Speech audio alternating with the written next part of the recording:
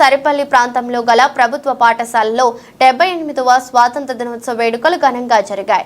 ఈ కార్యక్రమంలో భాగంగా అక్షర భారతి ఫౌండేషన్ వ్యవస్థాపకులు జేసీబీ ప్రసాద్ 2024 సంవత్సరంలో 10వ తరగతి పరీక్షల్లో మండల స్థాయిలో ఉత్తమ మార్కులు సాధించిన ప్రథమ బహుమతికి గాను 20,000 రూపాయలు, ద్వితీయ తృతీయ స్థానంలో మార్కులు సాధించిన విద్యార్థులకు 10,000 రూపాయలు చొప్పున అందజేశారు.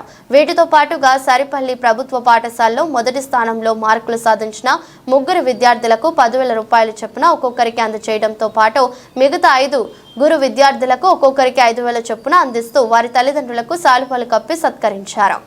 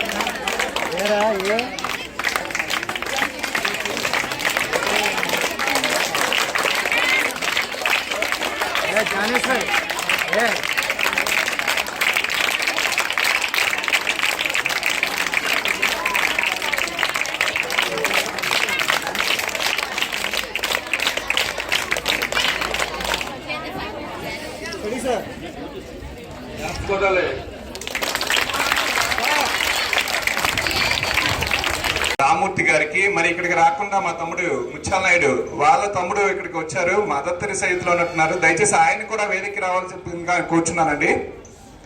సో వీళ్ళని ఎన్నో సంవత్సరాల నుంచి నేను సత్కరిద్దాం అనుకున్న మా అక్షర భారతి ట్రస్ట్ నుంచి నాకు ఈరోజు ఈ అవకాశం దొరికింది.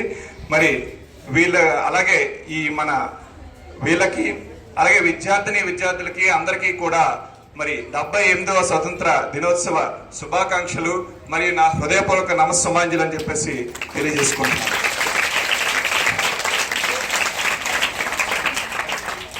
ఎందరో అవుల మాన ప్రాణ త్యాగాలే ఈనాటి స్వతంత్ర ప్రతిఫలం. చాలా మంది మర్చిపోయారు. ఈరోజు కృష్ణ చెప్పారు, మనం గుర్తుపెట్టుకోవాలి. ముందు దేశం అండి అమ్మా, ముందు మన భారతదేశం. దేశం ఉంటేనే మనం ఇక్కడ ఏం చేసినా తర్వాత ఇవన్నీ.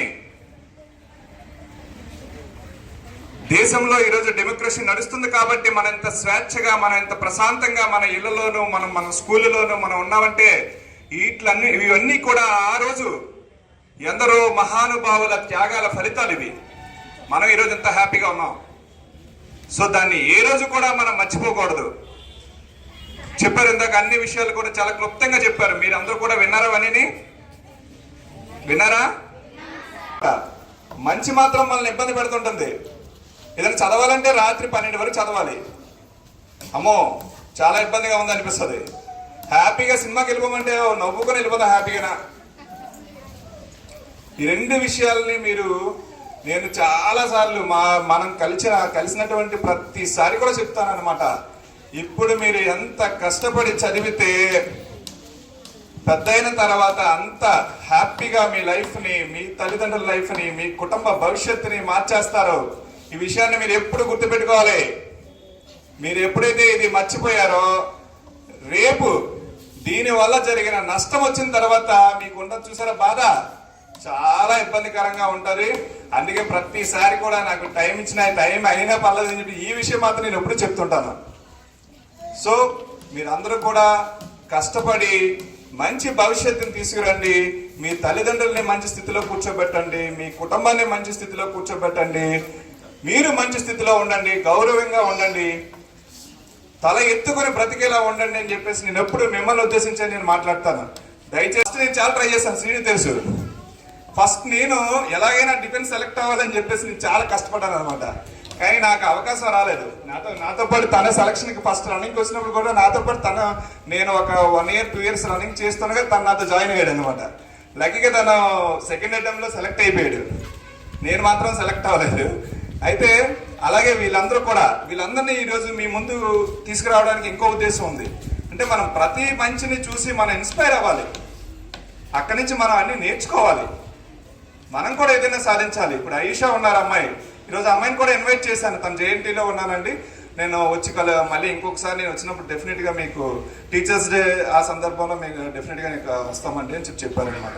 అలాగే ఒక అమ్మాయిని ఈరోజు ఒక అమ్మాయి కోసం మనం ఇక్కడ అందరూ మాట్లాడుకుంటున్నాం. అమ్మాయి ఇక్కడ లేకపోయినా కారణం ఏంటండి, ఆ అమ్మాయి ఈరోజు ఒక ఉన్నత స్థితిని, అంటే అందరూ మాట్లాడుకునే విధంగా గర్వంగా ఈరోజు నిలబడ్డది. కాబట్టి మరి అలా మీరు అందరూ కూడా మంచి స్థితికి చేరుకోవాలని అందరికీ ఉంది కదా.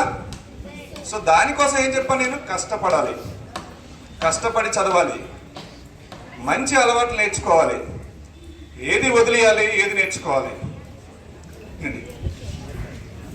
తర్వాత అన్ని విషయాల్లో కూడా ధైర్యంగా నిలబడాలి.